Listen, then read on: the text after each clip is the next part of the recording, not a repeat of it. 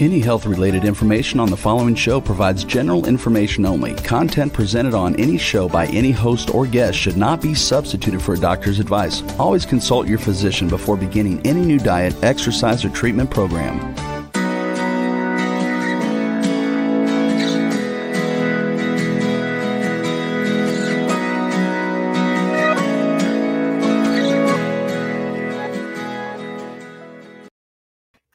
Welcome to Accelerated Health Radio and TV. I'm your host, Sarah Banta. I'm a health coach, natural supplement expert, and a busy mom of 3 teenagers. I believe your body does want to and is capable of rebuilding and healing itself regardless of what chronic disease you may have. And I'm here for you to answer your questions and bring you innovative and cutting-edge technology and health solutions to empower you and your ability to reach your optimal state of health. Today, my guest will be talking about sleep. None of us can avoid the fact we all need sleep. It affects everybody and it affects your health. So I know how you really need that strong physical foundation to work on your mental and spiritual growth. And whether it's overcoming anxiety and depression, losing weight, or detoxing your body in the proper way, and even increasing your level of frequency in life, you need that strong physical foundation of health in order to gain the willpower to make the bigger changes in your life. If you're new to following me, I specialize in helping you get there. You can find my health articles, my cutting-edge natural supplements, devices, and protocols at acceleratedhealthproducts.com.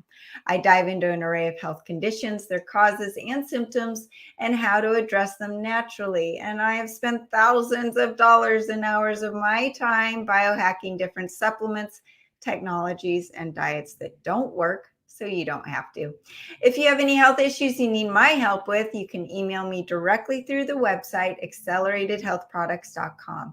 It is the sponsor of this show, so as you support my website, I'm able to bring you more cutting-edge content and guests to the show. As I mentioned, today we're going to be diving in on sleep and how it affects your health and how you can live in a higher state of vibration or frequency as a result. So first, I wanted to talk about my free monthly group coaching that comes with the Ascent Diet Cleanse. It's the most comprehensive cleanse I have, and the groups that have gone through it have amazing results. Everyone reports easy fat loss for those stubborn pounds, the ones that just don't go away, increased and sustained physical and mental energy, better bowel movements. We need to get those toxins out of the body. Decreased appetite and the ability to intermittent fast, clearer skin and whiter eyes, and guess what? Better sleep. By the end of the 30 days, everyone reports better sleep. Less moodiness, improved cellular permeability, which is the cell's ability to let the toxins out and the nutrients in. And at the end of the month, you are flushing gallstones and liver stones out of the body and in the toilet. And it's easy. You feel great day one. The difference between me and any other group coaching is I provide the most cutting edge frequency enhanced supplements embedded with scalar technology to work synergistically with each other, and your body does not experience those flu-like symptoms. You truly do feel great day one. If you're interested, leave a comment below or check it out on the website, acceleratedhealthproducts.com. Now to the good stuff. Devin Burke is an international and TEDx speaker, the best-selling author of The Sleep Advantage, the founder of Sleep Science Academy, and one of the top health and sleep coaches in the world. His books, keynotes, programs, and videos have inspired thousands of people to improve their sleep, energy, and life. Devin helps the high achievers and exhausted insomniacs get and stay asleep so they can wake up with more peace, power, and presence. He was named one of the top 25 health coaches in America. Welcome, Devin. How are you today? Thanks, Sarah. I'm excellent. I had a great night of sleep, so feeling good. Awesome. Well, you are going to recognize this little thing on my finger, and It's the Aura ring. And, I was a good student in school. So when I wake up and I see a score of 90, I know that I'm still an A student. And I love it. But it's so funny because ever since I started wearing the Aura ring and tracking my sleep cycle, it is a no-brainer. my productivity the next day, my workouts, my brain is on fire, my vision is better, the way I speak is better, my ability to deal with my kids is better, or my husband. All of these things just start rolling and working well. And even if it's suffering just a little bit, like things just don't fall in line the next day.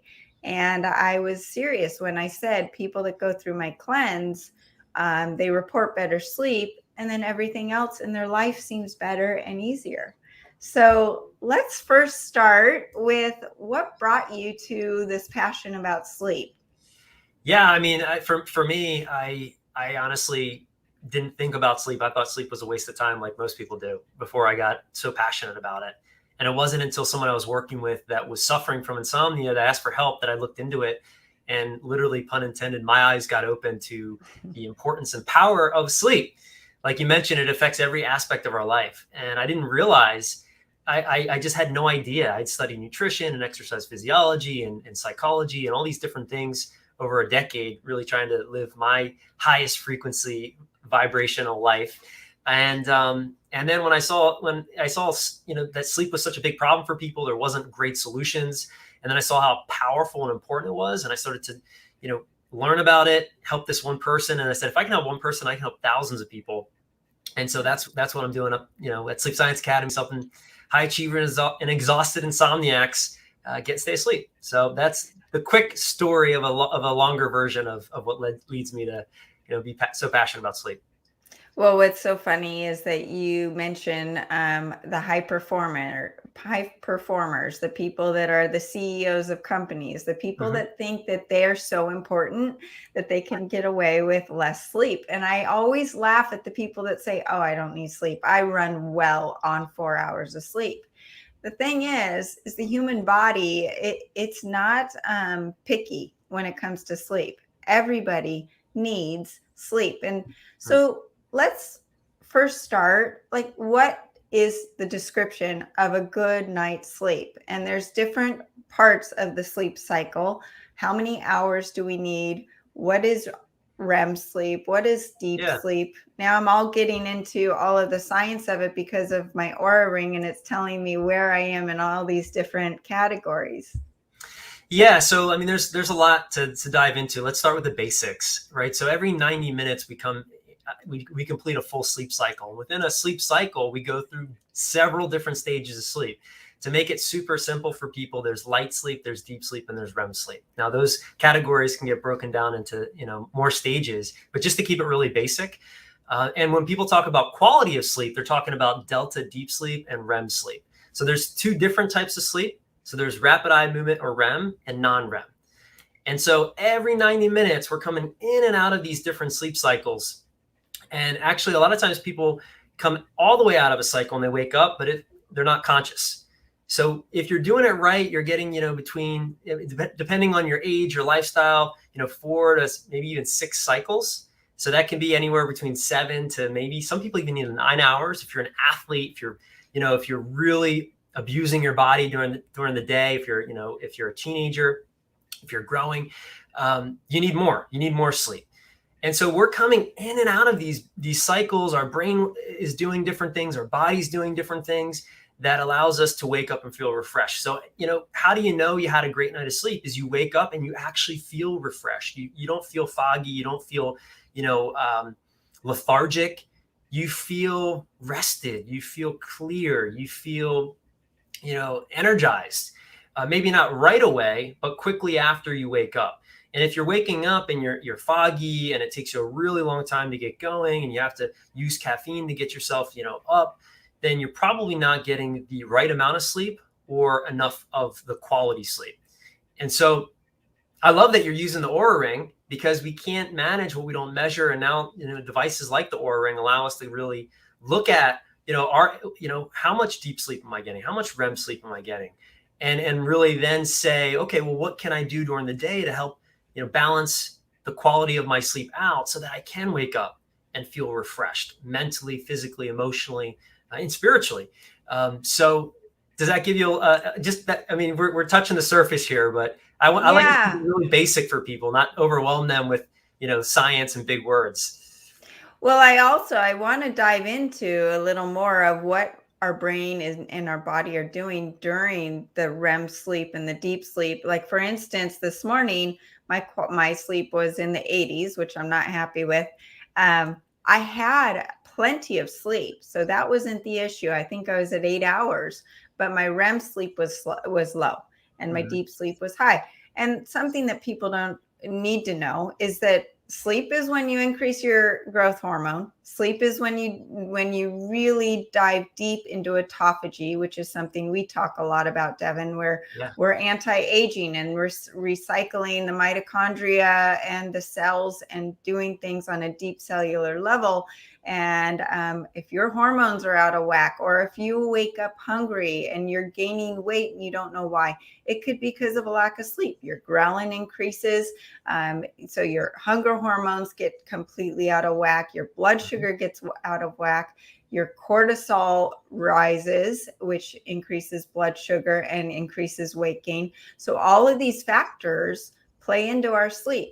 So back to getting a little more deep into what our body's doing during deep sleep and REM sleep and the light sleep. That would be great if we could touch on that.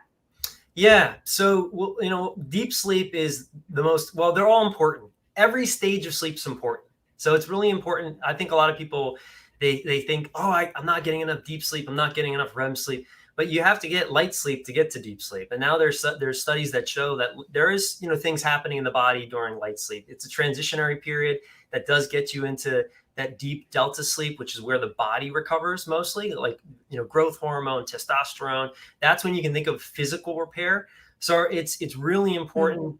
The first quarter of the night, the first half of the night, that's when we have our bodies really get the most deep sleep. And oftentimes people are doing things that get in the way of deep sleep, like eating, right? So their bodies aren't, rather than digesting the cancerous cells, autophagy happening, the stomach is digesting the food that you ate, or drinking alcohol, right? Which disturbs REM sleep, which is really when, our body's in this paralyzed state. And that's when we're working out the emotional traumas of the day. That's when it's so important that we're getting enough REM sleep, because that's when our brains, go through all the stressful situations, all the things that we feel like we should have done, could have done.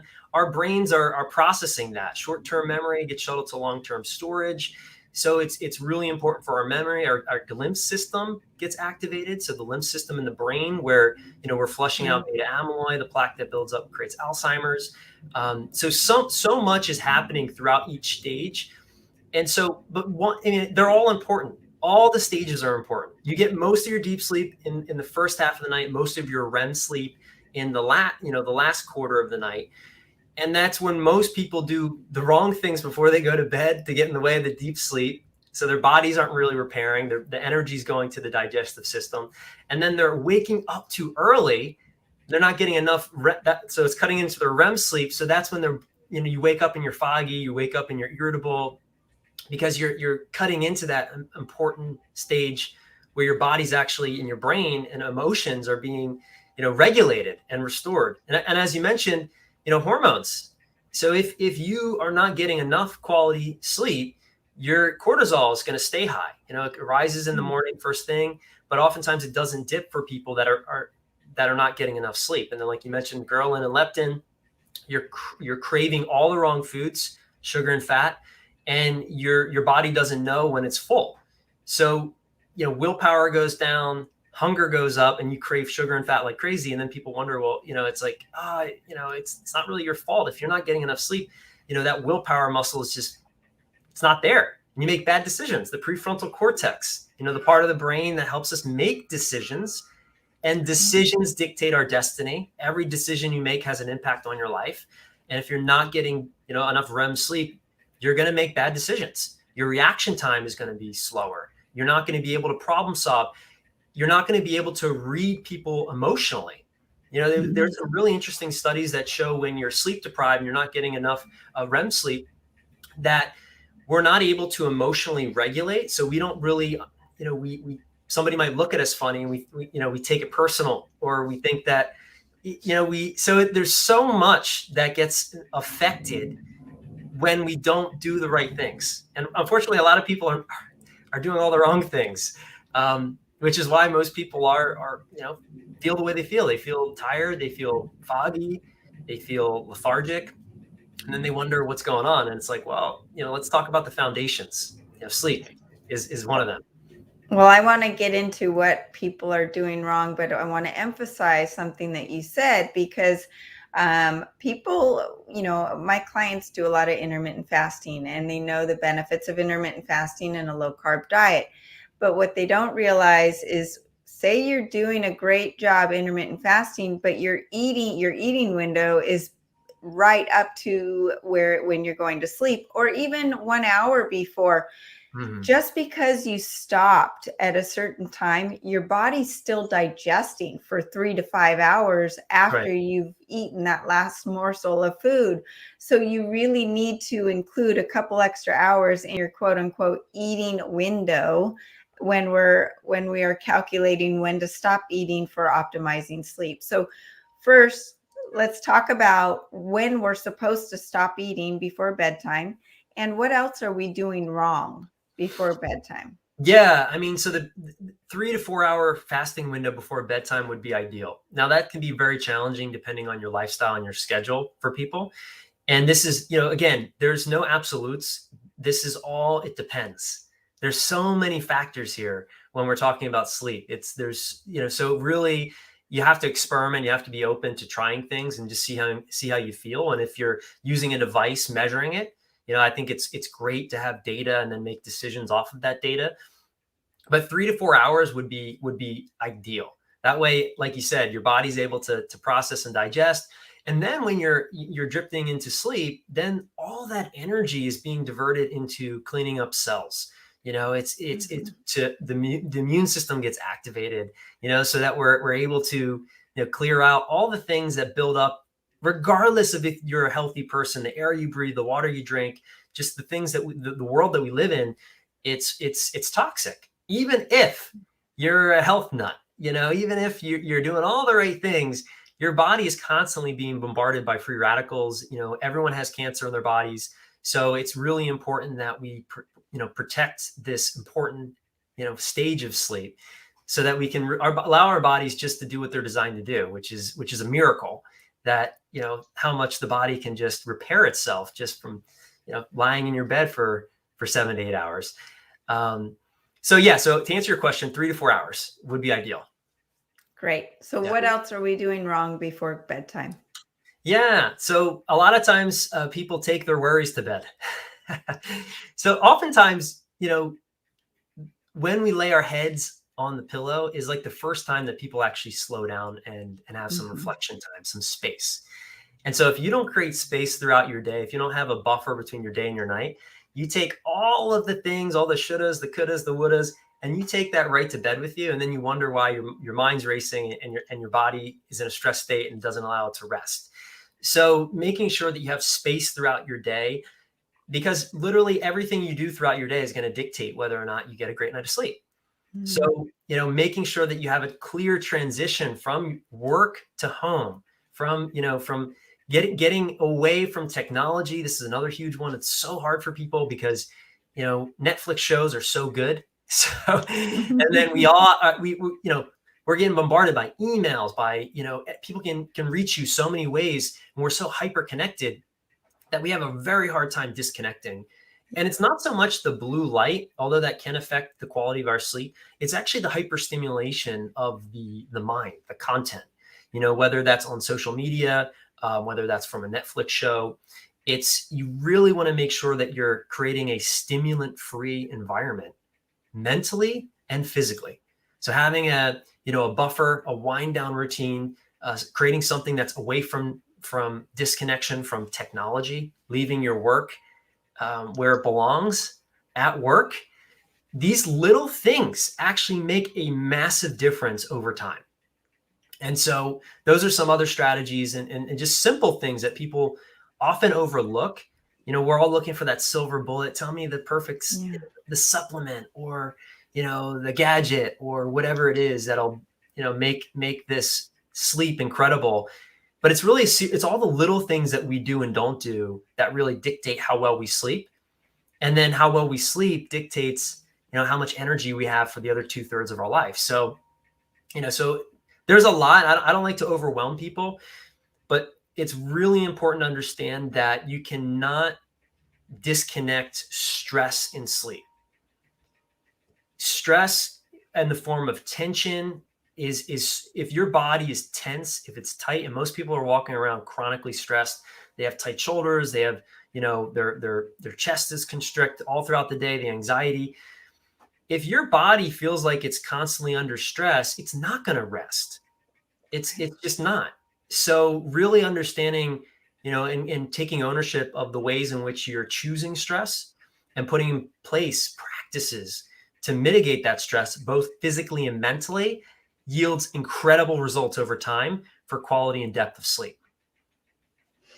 So what tools, if you were to give someone 5 tools and they came to you and said, Devin, I'm just not sleeping. There's chronic insomnia.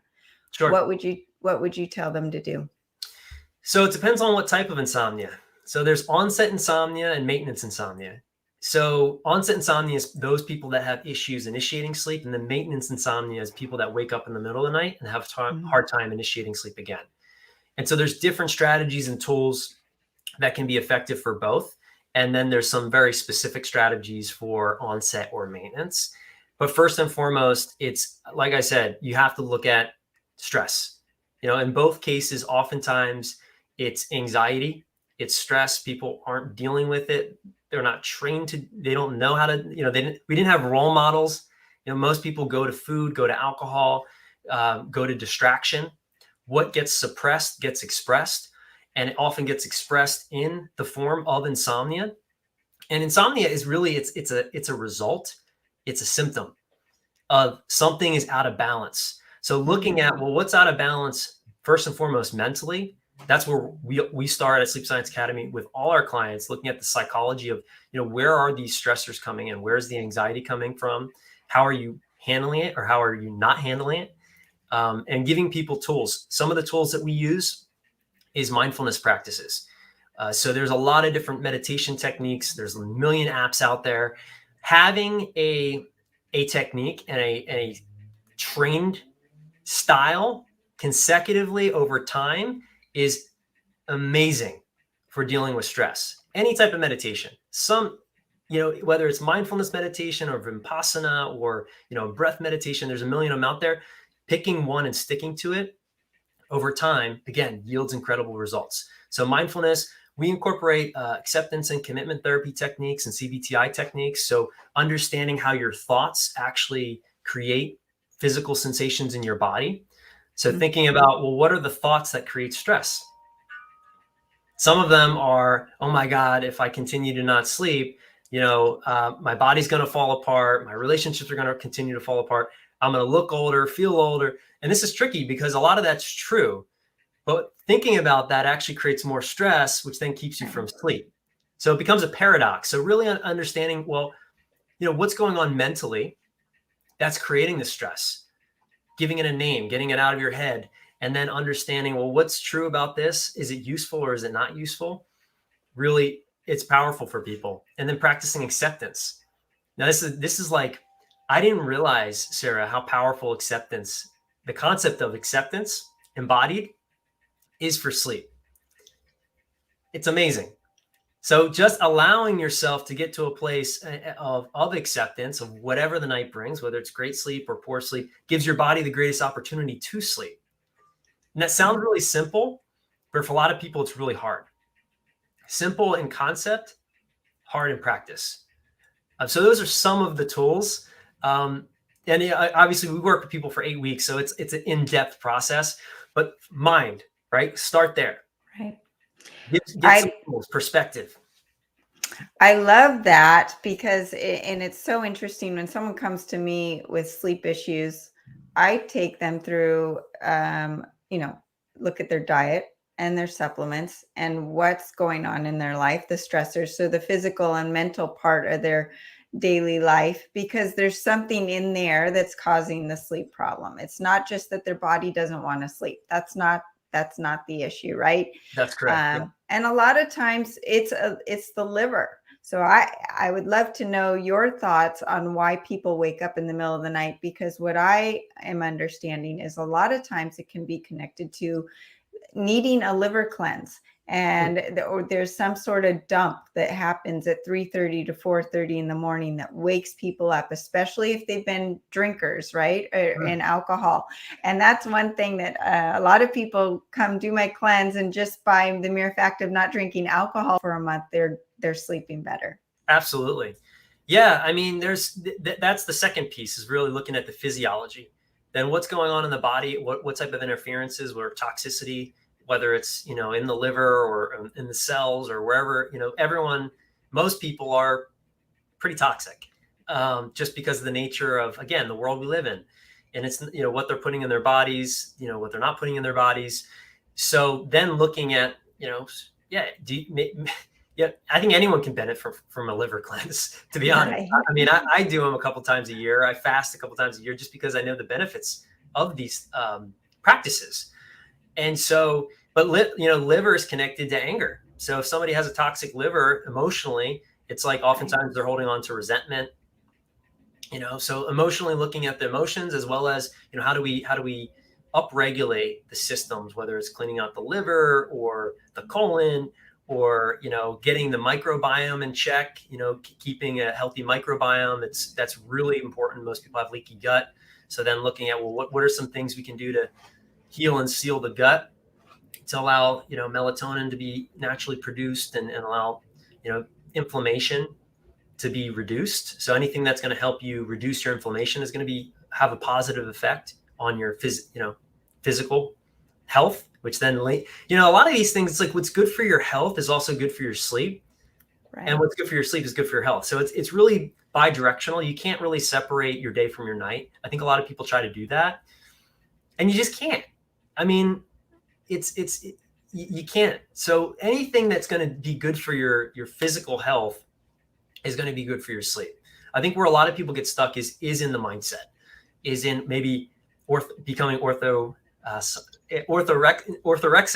They're hyper focused on this one thing, where they become obsessed over, this I need to have the perfect sleep score. And, so it's like, a lot of times I think people try to just address the physical aspects and totally disregard the mental aspects because they don't have the proper support or tools to understand how the mind actually can get in the way of the body. So both are important for sure. You got to support the body, but if you're not supporting the mind and getting that perspective, then in my experience, it's just not as powerful for people. Absolutely. Well, we're going to take a short commercial break. And then when we come back, I want to dive into supplements that people take and medications and the downsides to those, because obviously there's side effects of all of that. But we're going to take a short commercial break, and we will be right back talking about sleep with Devin Burke.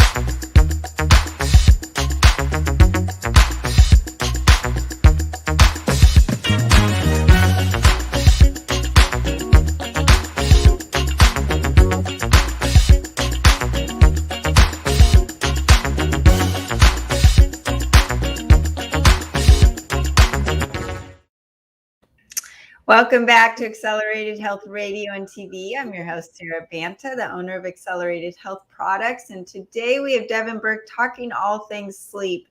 Devin, before we came on, this is going to get some people's attention. I mentioned that I had heard melatonin shrinks testicles. And you mentioned that melatonin can actually be used as birth control in some countries. And so obviously it's affecting our sex hormones. Can you dive into melatonin? Because everyone thinks it's a natural hormone. It's fine to take. They're not taking Ambien. They're not taking Tylenol PM. They're taking melatonin. So let's talk about that. Yeah, it's a hot topic because it's the #1 selling sleep supplement in the world, especially here in the United States, because in the EU it's actually regulated. So you actually, and this tells you something. So you actually need a prescription to take melatonin in the European Union. But here in the United States, we can just order it in we can just order it. And there was an interesting study that showed that a lot of the melatonin supplements can range from 400 times what's on the actual label. So there's definitely a huge issue with dosing melatonin. And there was a meta study that came out that also showed that it doesn't help sleep. And meta-analysis, which they look at all the different studies of melatonin, and then they draw up the data and make decisions based off of that it doesn't actually really improve sleep. Like a couple minutes maybe. So it can, is it a placebo effect? Maybe, but it's a hormone, and so our bodies naturally produce it. And I always like to say, why don't you just get your rhythm in sync so that your body naturally produces the amount that it can and wants to by removing the interferences. So getting some sunlight, avoiding technology in the blue light at night, or just shutting off half of your lights as the sun starts to set. Even better, if you could watch the sunset. Just getting back to our normal, what we used to do, hundreds of years ago before the light bulb and all this technology, can really help increase melatonin, keep that circadian clock in sync, and then you don't need to supplement with melatonin or even think about it. It's can be used as an antioxidant. I know a doctor that uses it in his practice and gets some fairly good results with high dose melatonin as an antioxidant. But when it comes to sleep, if you're going to be using this, you definitely want to be using it under doctor supervision. And I wouldn't say if you're going to use it for sleep, don't use it for sleep. Maybe as an antioxidant with a doctor, not for sleep. There's a lot of other things you could do that would yield more sustainable and safer results. The thing that when you're talking about any hormone and taking a supplement with that hormone, essentially it's telling your body, oh, well, I'm getting this from the outside world. I can actually shut off production of it, even the little production I'm already producing, and shut that off even more. So then you are becoming dependent on these things, and your body is getting even more out of whack. You touched on something as far as the sunlight and the importance of sunlight, and seeing, I've read that it's really important to see the morning sunlight first thing when you wake up. And you mentioned as the sun's going down. How does that help our circadian rhythm, and how can that help our day and our sleep? Yeah. So let's talk about what circadian rhythm is. So our body has a natural body clock. It's regulated by the suprachiasmatic nucleus, which is a huge word. But essentially every cell has a circadian clock. And so when we are getting outside and we're getting light on our skin, our skin's an organ. It's not only are we getting vitamin D, but it's keeping us in sync with it sounds like a hippie-ish, but with the natural flow of nature.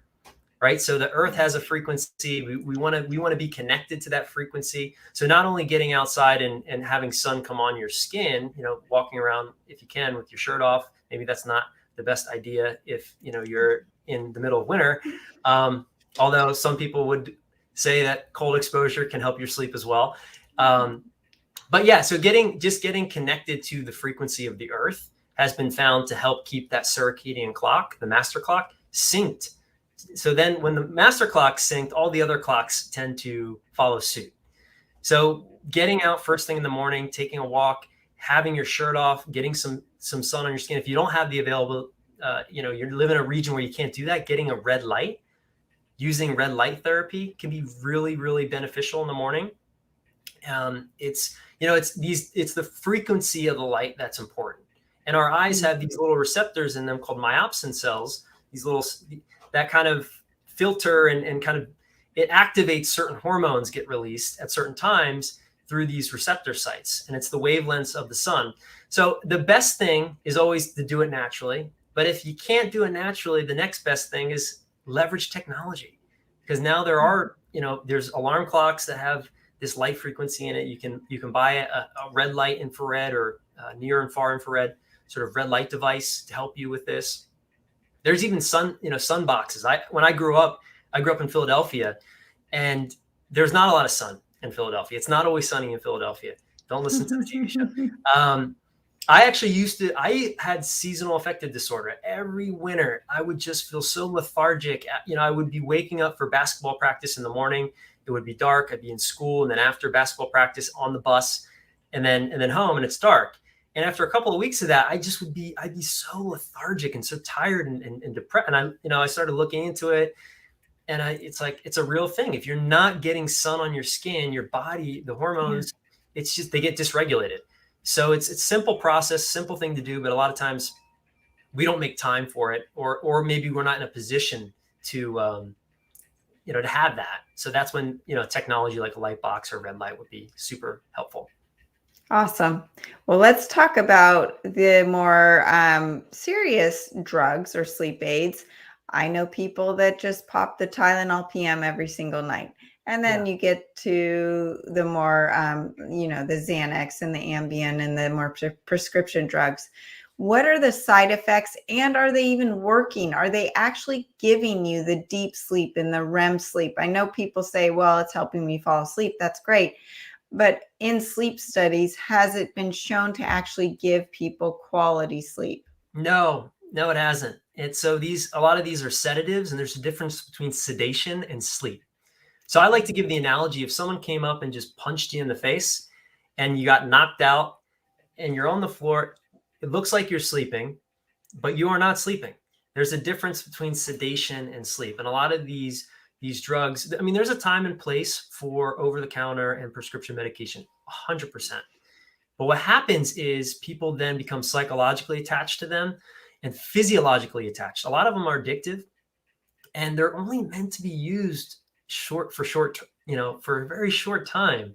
But then I speak to people all over the country every day that have been on these medications, or jumping from medication to medication and getting off and then maybe getting back on for years. Like, I'm talking decades. And so, you're not getting these medications aren't allowing the body to get into these deeper stages of restorative sleep. So you don't wake up refreshed. And oftentimes you wake up with, hangover. And there's very strong side effects. A lot of these drugs are linked to cancer, diabetes, heart disease. If you look at the increase of death from being on one of these, prescription medications, specifically one of the most popular ones, Ambien, it increases significantly. Cancer rates increase. So you don't want to rely on anything external, because you really don't need to. Your body knows how to sleep. It's just, you have to remove the physical and mental barriers to it doing so. So it's it's tricky for people, because that's really what's available for most people, and everyone wants that quick fix. And oftentimes the quick fix becomes, long-term, it just keeps you stuck. So yes. And they are addictive. And that's when people then, obviously, it's that mental and physical addiction to, and just the placebo effect of taking a pill. And I need that pill to be able to sleep. So what should we do in the bedroom? And how does that, TVs, sex, cold temperature, the way our bed is, the comforter, what should we be sleeping in? All of that surrounding our sleep. What is the perfect environment? Yeah, so really simple: cold, dark, and quiet. And the two things you do in bed, there's only two. And you said them both. So sleep and sex. So anything else, having difficult conversations with your partner, no. Watching TV, no. Because again, you're anchoring arousal to the bed when you're doing some of these things. The bed in the bedroom should be a stimulant free or as environment, including the mattress. So you want a really good supportive mattress, something that doesn't hold heat, because you could drop the temperature down to the optimal sleep temperature, which is between 65 and 68 degrees Fahrenheit, depending on who you ask. But if you're sleeping on something that's holding heat in the mattress, your body's not going to be able to regulate the temperature, which is very important for quality of sleep. Temperature is super important. That, and also lighting.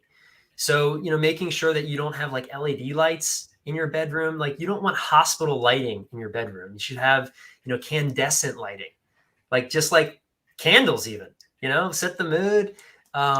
Make sure it's clean. Make sure you have, really good clean sheets. Wash your sheets. I'm always surprised how many people don't wash their sheets. It's like a month later and they're like, oh yeah. It's like, no, would you wear, a drool stained, sweaty shirt for, what I mean? So I'm a huge fan of bamboo sheets, because not only do they feel incredible, but they are temperature regulating. So, get yourself a nice set of bamboo sheets, a nice comforter. You could explore, if you're somebody who likes weight on your body, a weighted blanket. So there's some interesting studies that show that helps reduce anxiety. Those are just some of the things. I mean, there's blackout curtains, or an eye mask. But it's important to understand, a lot of people do all the wrong things and they can still sleep. And then there's people that do seemingly all the right things and they have issues with sleep. How do you explain that?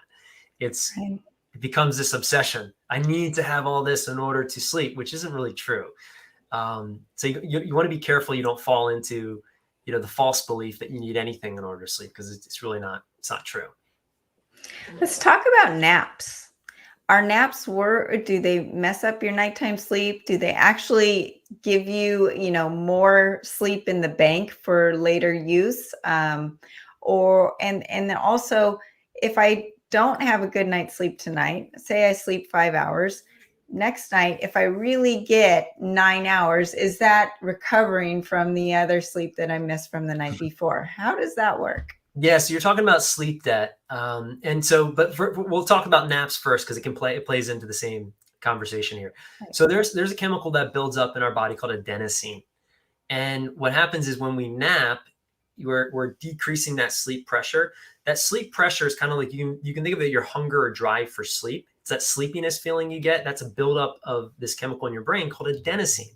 Caffeine gets in the way of that happening, and naps.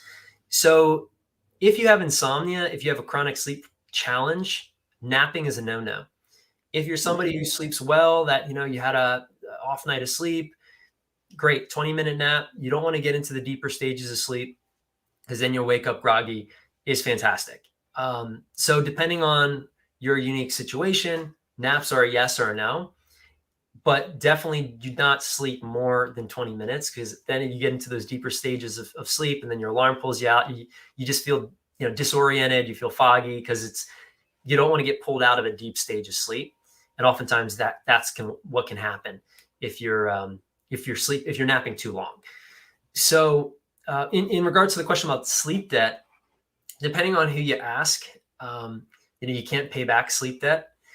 But there is some people, this is kind of up for debate. I'm a believer in just listening to your own intelligence of your body, and your body knows what it needs. I think oftentimes we discredit our own intelligence, and we look for answers from experts or from people that seemingly know what they're talking about, when it's like, just listen to your body. Your body's going to tell you, hey, do you need more sleep or not? And a great way of really figuring out how much sleep you need is, if you have the luxury, and it is a luxury, don't wake up from an alarm. Just see what time your body naturally wakes up. And if you're waking up, after your alarm, then you're probably not getting enough sleep. Okay. So one thing that I do is I lay in bed. If I'm really tired, or I know that my sleep is really important for the next day, I'll go to bed early, and I'll be okay with the fact that I've been laying there for an hour before I actually fall asleep. But I heard you talking about the fact that you don't want to do that. You kind of you want to go to bed and be extremely efficient with when Yeah. you're going to fall asleep. So we've got just a minute or so left. Let's touch on that before we go, because this is something that blows my mind. I would think that, oh, just laying in bed for an extra hour and resting is actually benefiting me, but you're saying no. Yeah, that's one of the biggest mistakes people make, honestly, and it makes it makes so much sense, right? If you're not sleeping, spend more time in bed, but it affects your sleep efficiency, which is time in bed actually asleep. So this is a technique that comes from cognitive behavioral therapy for insomnia, which is called stimulus control, which essentially means that if you're in bed and you're not asleep within between 20 and 30 minutes, give or take, you should remove yourself from the bed and bedroom. And again, use your own intelligence here. If there's a chance of you falling back to sleep, then you probably don't want to be getting up, because then now you're training your body to get up. But you Yeah. don't want to associate your bed with staring at the ceiling, thinking about all the things you could do, should do, want to do, have to do, all those things, because now you're associating bed with hyperarousal in the middle of the night. So removing yourself, as hard as it is, because this is hard when you wake up, it's like, oh, who wants to get out of bed when, in the middle of the night? But you don't want to associate your bed with anything but sleep and sex. So, Gotcha. removing yourself from your bedroom, Sarah, doing something relaxing under some low light. Do not get on your phone. Do not get on your computer. Do not go to the fridge and start eating. Do something that's, stretching, reading under low light. If you have a pet and the pet's awake, pet your pet, knit, anything that's going to be boring, really. And then once you feel that sleepiness come back on you, and just, quietly walk to your bed and bedroom and get into bed and allow your body to do what it knows how to do. Well, it's interesting because, I've come up with my routine at night, just like you're talking about. A bath settles me down. It's that trigger of get out of work mode and get into the relaxation mode. I also have my dog, petting my dog before bed, and all of these tricks. And the more I stick to my routine, the better I sleep. And if I go out at night, even if I'm not drinking, and even if I don't stay out that late, but I come home and it's bedtime and I try so hard to just go right to bed, it doesn't work. It's almost better to go to bed a little later, but encourage or do some of those tricks. Yeah, I would agree with you. Yeah. I mean, having some downtime, allowing the mind and body to settle before getting into bed would be a great strategy, so that you're not bringing in your day into, and it's not always like a bad thing. Like sometimes we're really excited about, traveling or, a project at work or whatever it is. And that it's arousal though. So that is a form of adrenaline and energy that comes along with that. And you want to allow the mind and body to settle down before you get into bed. That way you're not anchoring the bed with arousal.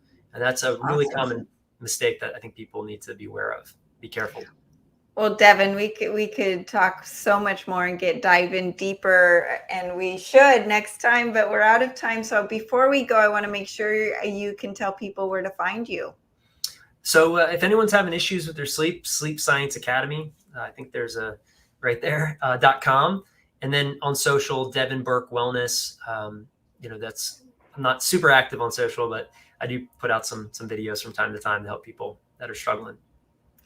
Well, thank you, Devin. And anyone, I recommend you tagging him and looking him up, because if you are not sleeping, everything else doesn't matter. And I tell my clients that all the time. It doesn't matter what you're eating, what you're doing for exercise. All of these things get thrown out the window if you're not sleeping. So thanks, Devin. And thank you, everyone else, for joining us today. If I can help you with your issues, you can contact me directly through the website, acceleratedhealthproducts.com. I'm happy to put together a protocol for you. And if you are interested in the Ascent Diet Cleanse, we start the first Monday of every month, free group coaching. And if you don't know if it's right for you, just let me know via email or leave a comment below. You can find this podcast and all my episodes on Facebook and YouTube, and over 100 channels where all the podcast platforms are: iHeartRadio, iTunes, Stitcher, and Pandora included. I also do Accelerated Health Bites, where I do short informational videos on health topics and solutions you ask me about. If you like what you heard today, please leave a comment or share with your friends and family who may need my help. Thanks for joining us, and join us every Tuesday at 1 p.m. Pacific time. Thanks, everybody. Have a great week.